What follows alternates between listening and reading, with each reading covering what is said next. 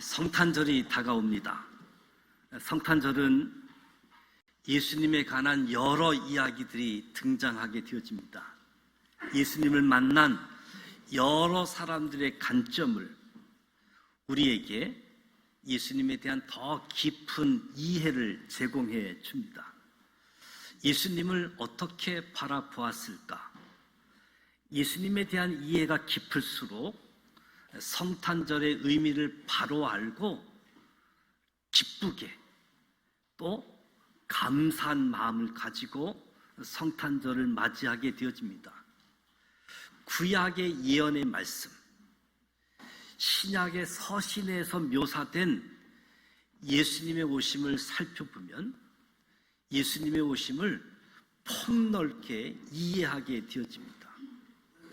성경의 인물들이 본 예수는 누구인가? 성경의 인물들, 다양한 인물들이 있지요. 그 중에 오늘은 예언자들이 본 예수님은 누구인가?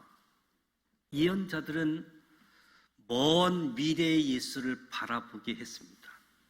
먼 미래의 예수. 고대 이스라엘 예언자들의 예언은 그 시대에만 예언이 머물게 하지 않았습니다. 먼 훗날 예수님을 따르는 이들은 성령의 놀라운 영감 속에서 예언자들의 예언을 새롭게 이해할 수 있었습니다. 성령의 조명으로 성경 속에 있는 수많은 예언들이 문자적으로, 상징적으로, 유형적으로 미래에 오실 예수 그리스도를 예표하고 있다라는 사실을 깨닫게 해준 거지요. 예언자들의 예언 가운데 예수 그리스도를 향한 암시가 어떻게 담겨 있었는지, 예언자들의 날카로운 심판과 백성들의 눈물을 닦아주던 이로의 말씀은 문자 안에만 갇혀 있지 않았습니다. 당대에는 알 수 없는 놀랍고 비밀스러운 미래를 향해서 살아 움직이고 뛰고 있었던 거지요. 예수님이 이 땅에 오시기 거의 800여 년 전에 선지자 이사야가 한 아기의 탄생을 예고했을 때에도 그 안에 감추어진 비전은 그때 거기서 소멸되지 않고 먼 훗날 생생하게 다시 살아있는 메시지가 되었습니다. 주께서 친히 징조를 너희에게 주실 것이라. 보라, 처녀가 잉태하여 아들을 낳을 것이요 그의 이름은 임마누엘이라 하리라. 이는 한 아기가 우리에게서 낳고 아들을 우리에게 주신 바 되었는데 그의 어깨에는 정사를 메었고 그의 이름은 기묘자라, 모사라, 전능하신 하나님이라, 영존하시는 아버지라, 평강의 왕이라 할 것임이라. 이사야 9장 6절에 있는 말씀입니다. 임마누엘이란 하나님이 우리와 함께 하실 것이다. 임마누엘. 어떤 일이 닥쳐도 임마누엘. 어떤 일이 닥쳐도 하나님이 우리와 함께 하신다. 이사야의 예언은 메시아, 예수님의 탄생을 품고 있는 예언이었습니다. 이 예언의 비밀이 베들레헴의 추운 마구간에서 요셉과 마리아의 아기를 통해서 드러나게 되어집니다. 이후 2000년이 넘도록 이 예언의 메시지는 성탄을 맞이하는 해마다 얼마나 아름답고 감격스럽게 이 메시지를 우리가 확인하고 또 확인했는지 모릅니다. 이사야의 성탄 예언은 하나님이 함께하는 것, 하나님이 위로하시는 것, 여기에 의의를 두고 있습니다. 성탄절은 저와 여러분에게 하나님이 함께 하신다. 어떤 일이 닥쳐도 하나님이 함께 하신다. 그리고 하나님의 위로의 메시지가 담겨져 있는 거지요. 예수님께서 베들레헴에서 탄생하신다. 당시 성경을 열심히 읽던 많은 유대인들에게는 그저 우연의 일치 정도로 여겼을 겁니다. 그들의 즐겨 읽었던 예언자 미가 예언자의 말대로 메시아가 나실 것이라고 믿고 있었기 때문에 베들레헴 에브라다야 너는 유다 족속 중에 작을지라도 이스라엘 다스릴 자가 내게서 내게로 나올 것이라. 그의 근본은 상고에 영원히 있느니라. 미가서 5장 2절 말씀입니다. 예루살렘의 타락을 통렬하게 비판했던 미가가 그의 예언서 4장 5장에 이르러서는 희망과 위로를 선포합니다. 희망의 지도자가 출현할 것인데 작은 고을 베들레헴에서 나실 거라고. 베들레헴은 바로 다윗 왕의 출생지이잖아요. 다윗과 같은 민족적 영웅의 출현을 예고해 주는 말씀이지요. 다윗의 희망의 메시지를 언급할 때에는 주로 예루살렘, 다윗의 성이라고 불릴 만큼 성공, 번영을 상징하는 예루살렘을 언급했는데 미가는 다르게 보았습니다. 예루살렘은 번영을 지나 교만과 타락의 상징이다. 반면 베들레헴은 다윗이 미천하고 순진했던 첫 모습을 상징하는 다윗의 출생지. 미가 예언자는 미래에 오실 지도자가 하나님 앞에 순수했던 첫 다윗과 같은 겸허한 분이라고 예고하고 있는 거지요. 다윗의 자손으로서 메시아가 베들레헴에서 나타나신다, 탄생한다라는 사실은 예수님 당시에도 종교적 타락, 정치적 타락이 넘실대던 예루살렘이 심판받을 것으로 예고되었던 도시이기도 하지요. 그런가 하면 호세아의 한 작은 예언 구절도 그냥 쉽게 지나칠 수 없는 계시였습니다. 아기들을 찾아 죽이려는 헤롯 때문에 예수의 부모가 애굽, 이집트로 피신했다가 다시 부름을 받으리라. 이 천사의 예고는 마태의 표현에 의하면 애굽으로부터 내 아들을 불렀다함을 이루려 하심이다.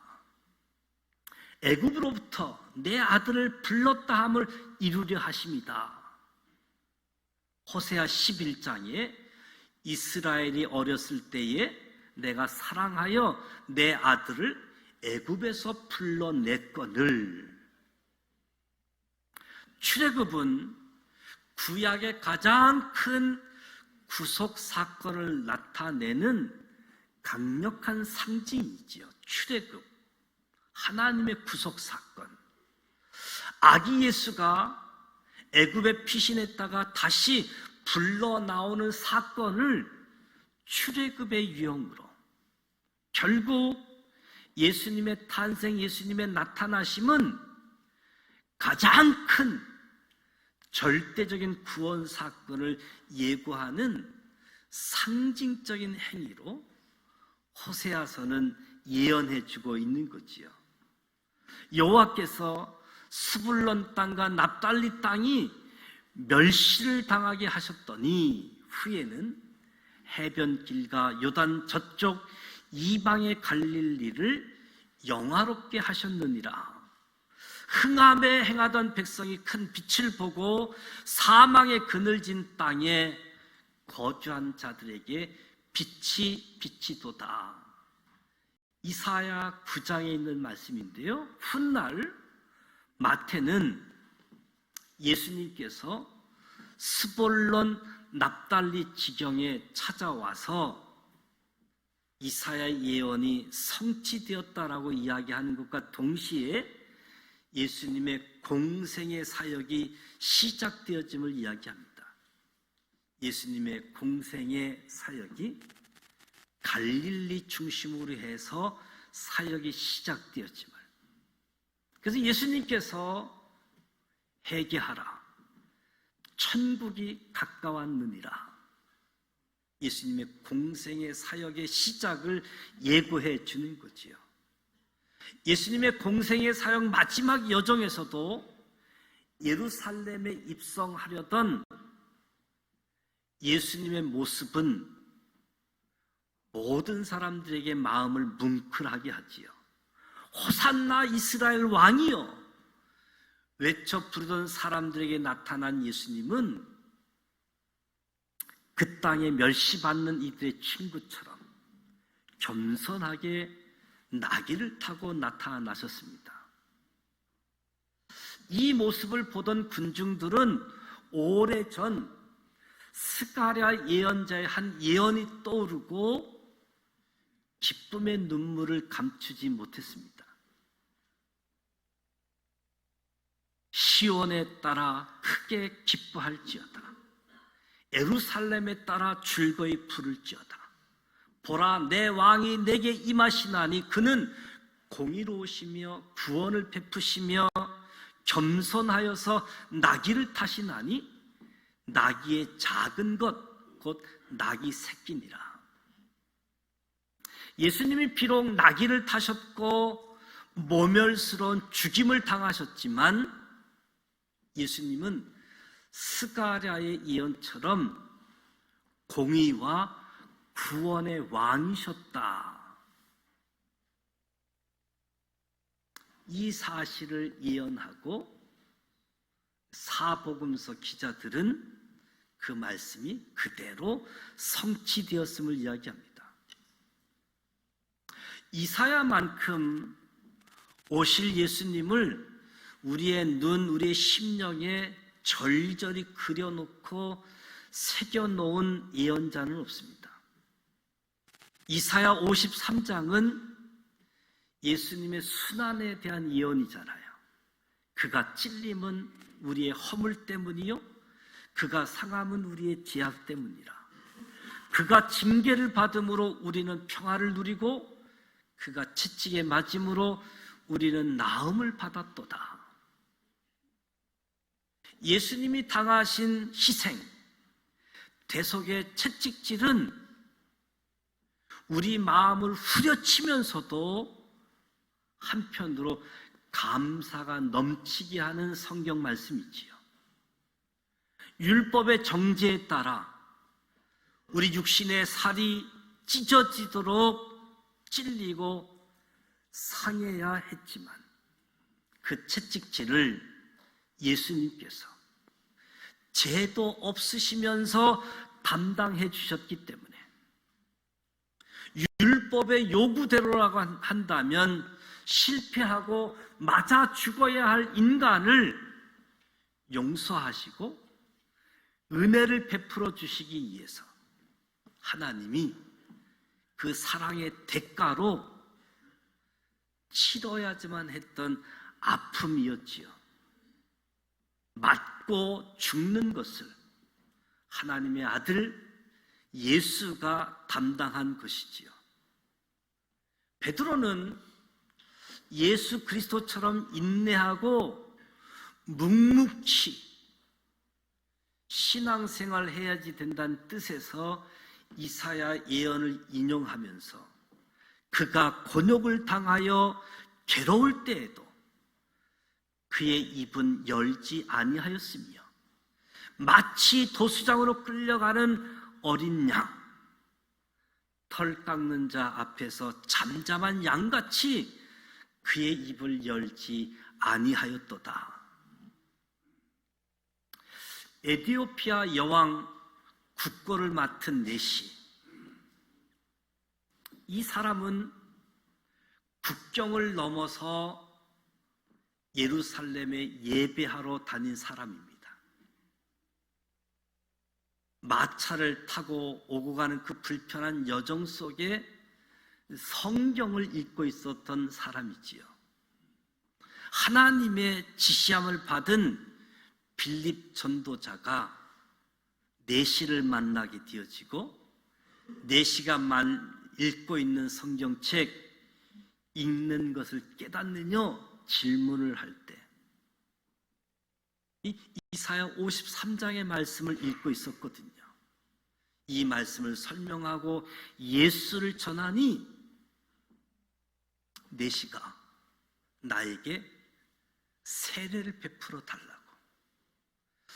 지금까지는 꺼리낌이 있어서 세례를 받지 아니했는데 빌립을 통해서 하나님의 말씀을 설명을 듣고 물을 발견하자마자 세례를 받겠노라고. 초대교회부터 지금까지 이사야 53장은 예수님의 순환을 예고하는 것으로 진지하게 받아들여지고 있는 말씀이지요.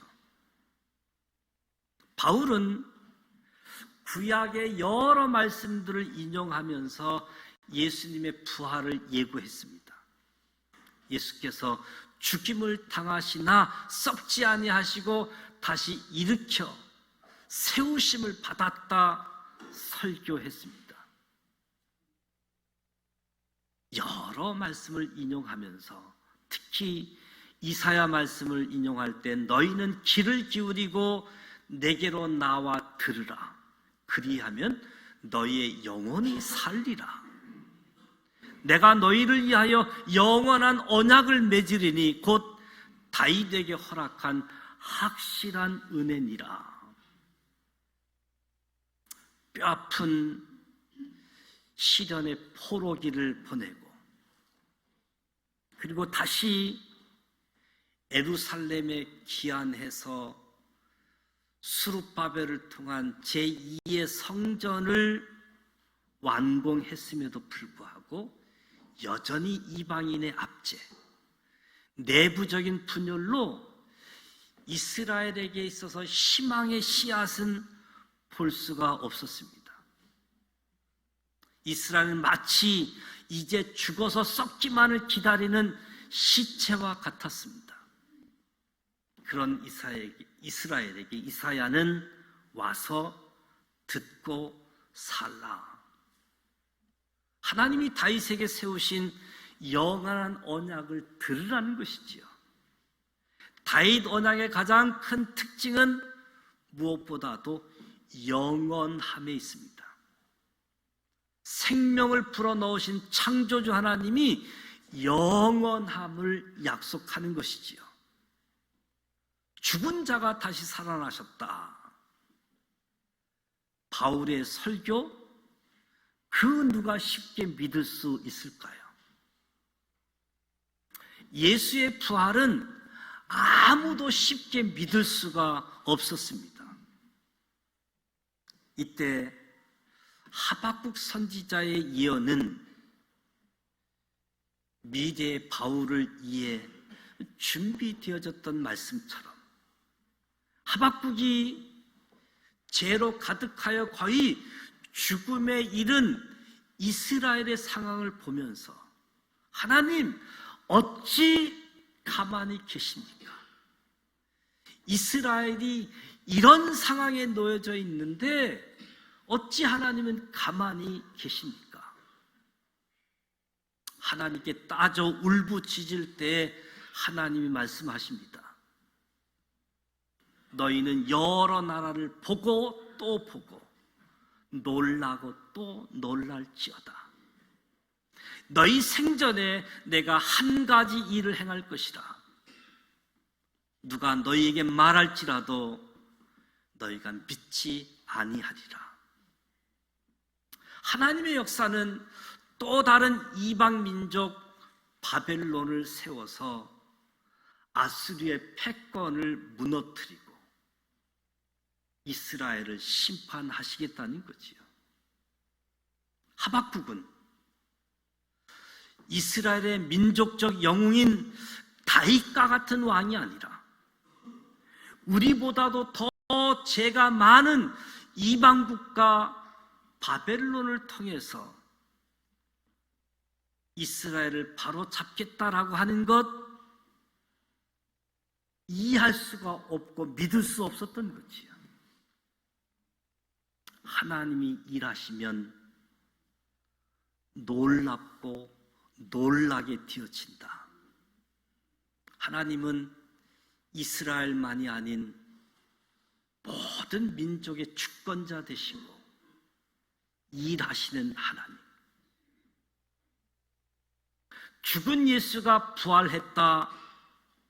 그가 바로 기다리는 메시아라고 하는 것, 당시 유대인들에게 놀랍고 당혹스러운 일이었습니다. 예수가 메시아가 되기 위해서는 턱없이 비천하고 정통성이 없는 인물이었지요. 보잘것없는 12명의 제자, 여러 마을을 전전하면서 병자, 환자를 치료해주는 인물이 아닌가. 소외받고 어려움에 신음하던 군중들에게 종교 지도자들, 정치 지도자들을 욕하고 다니면서 인기몰이나 하는 소인배처럼 보였던 거지요. 그러다가 허망하게 죽은 예수가 다시 살아나 그리스도 되심은 참으로 믿기 어렵고 당혹스러운 일이 아닐 수 없었습니다. 참 예수는 그 당시나 지금 오늘에도 감당하기 어려운 분이지요. 어쩌면 오늘이 더 어려울지 모르겠습니다. 하박국 선지자가 너희가 믿지 아니하리라 한 것은 예수 그리스도가 더 믿음의 대상임을 증명해 주는 거지요. 인간의 이성으로는 믿지 못할 일을 믿는다라고 하는 것이 참 신앙이고, 이를 기쁘게 받아들이는 것이 신앙인 거지요. 예언자들의 간헐적인 예언, 예언자들의 예언을 임의적으로 조합해 놓은 것처럼 보일 수 있지만 예언서를 뛰어넘어서 구약과 신약 전체를 보게 되어지면, 한 걸음 뛰어서 내다보게 되어지면 발견할 수 있는 것, 예언자들은 예수를 누구로 보았는가? 예언자들을 통해서 예수는 누구인가? 먼 훗날 오실 예수를 바라보았던 거지요. 성탄절이 다가옵니다. 성탄절에 예수가 없는 성탄절, 예수의 이야기가 없는 성탄절에서 성경의 인물들이 본 예수는 누구인가? 저와 여러분도 좀 더 예수에 대한 이해 깊이 있게 폭넓게 예수를 알면서 오신 예수를 알고 다시 오실 예수를 영접하는 사람들, 더 나아가 이 예수님을 증거하고 나로부터 모든 열방이 예수를 나의 구원자이십니다, 나의 주님이십니다 영접하고 찬양하고 경배하면서 또다시 오실 주님의 그 길을 예비하고 평탄케 하는 대강절의 은총이 저와 여러분에게 가득하기를 주님의 이름으로 축복합니다. 기도합니다.